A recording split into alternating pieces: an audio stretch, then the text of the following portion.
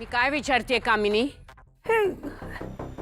या दोन्ही अक्षरांमध्ये कुठे आहे फरक? दाखव.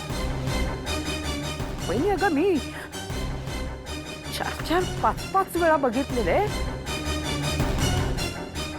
मी बघितलं त्यावेळेस ते वेगळंच होतं अक्षर. नाही नाही, बहुतेक ना माझा डोळ्यांचाच काहीतरी प्रॉब्लेम झालेला असणार. म्हणजे वय वाढलंय, नेमकी अक्षरं नीटशी दिसत नाहीत, असं काहीतरी झालं असणार. रागिणी, आत्या, हे असं वागताना तुम्हाला लाज नाही वाटली? तुम्ही गौरीने माझ्यासाठी लिहिलेल्या पत्रांचा सगळ्यांसमोर पंचनामा केलात. तुम्ही फक्त मलाच नाही तर माझ्या गौरीला आणि माझ्या मुलीला सुद्धा खोटं ठरवण्याचा प्रयत्न केला.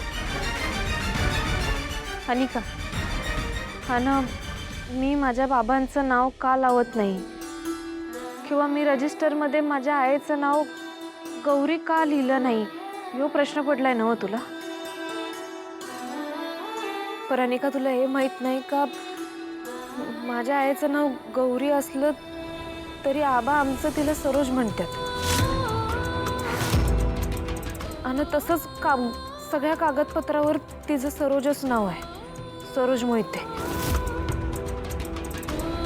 आणि म्हणूनच रजिस्टरमध्ये माझ्या नावासोबत आईचं नाव सरोज आहे. मग राहिला प्रश्न, माझ्या बाचं नाव मला का माहीत नाही, तर माझा भाव कोण आहे हे मला आत्ता थोड्या दिवसापूर्वी कळलं. होय, आणि सरू काकीसने बी आधीच माहित होतं की तुम्ही असलं काहीतरी उचापती करणार. तुमच्यामुळं कमलीला काही त्रास होऊ नये म्हणूनच त्यांनी इतक्या दिवस कमलीला तुमच्यापासून लपवून ठेवलं. आणि आता जेव्हा ती तुमच्या समोर आली तेव्हा मी तुम्ही ही अन्नपूर्णा आजींची नात नाही हे सिद्ध करायला काय काय कारस्थानं करायला लागलंय.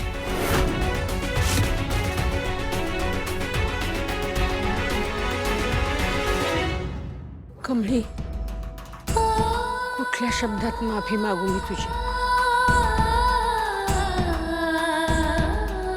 माफ करशील मला? मी इतक्या वेळेला फसवली गेले ना की आता असं काही सहन करण्याची ताकदच राहिली नाही माझ्यामध्ये. मला खरंच असं वाटलं की मी पुन्हा फसले. पण माझं एक मन मला सांगत होतं ग की नाही, हे कसं शक्य आहे? माझ्यावर एवढं निर्व्यास प्रेम करणारी आजी कमळी खोटी कशी असेल? पण मग कुणावर विश्वास ठेवावा तेच कळेना मला. देवाच्या कृपेने सत्य सगळ्यासमोर आलं, ते फार बरं झालं. नाहीतर या फसवणुकीच्या धक्क्यानं मी संपले असते, मरूनच गेले असते. आजी, असलं काय बी बोलू नका. आता मी आहे की नाही, तुमची मोठी नात तिच्या आजीला काय बी होऊ देणार नाही. आता तरी माझ्यावर विश्वास ठेवशील ना? नाही कमळी, आता काहीही झालं ना तरी मी कधीच तुझ्यावर विश्वास दाखवणार नाही.